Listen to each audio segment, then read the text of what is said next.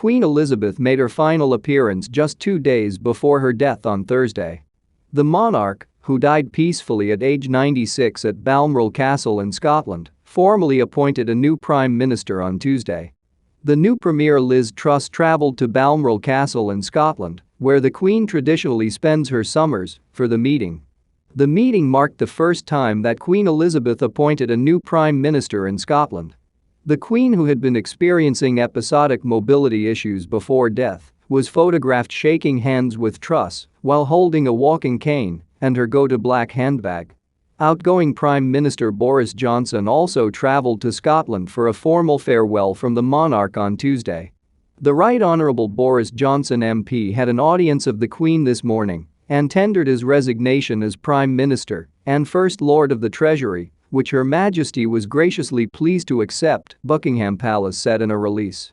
A source previously explained that the decision was made for the audiences to take place at Balmoral to provide certainty for the new Prime Minister and Johnson's schedules.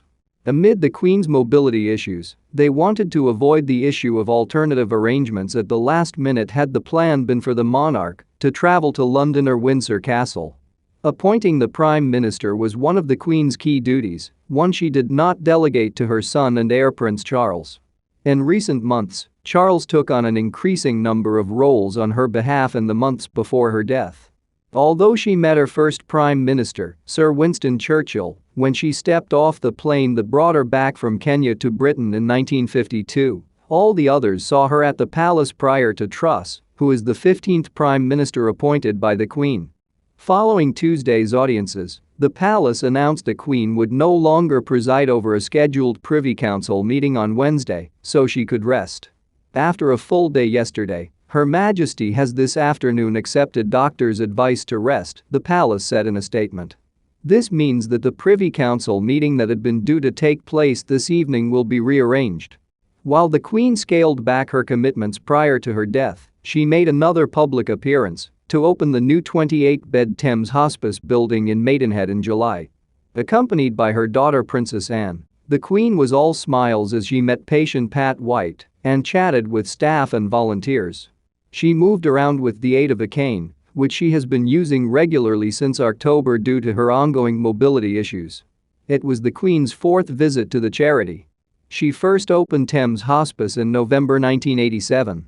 In the last few years, it has been modernized and rebuilt on a new site following a huge $26 million fundraising effort. The hospice charity has been providing end-of-life and palliative care for people in the area for around 30 years for free, and the charity relies on donations for half of its $15.5 million annual running costs. Thames Hospice Chair of Trustees Jonathan Jones said afterwards, "Today's momentous visit builds upon a long-held association between the royal family and Thames Hospice. It is a huge privilege to welcome Her Majesty, to officially open our facility and show how the charity continues to flourish 35 years on from the Queen's very first visit."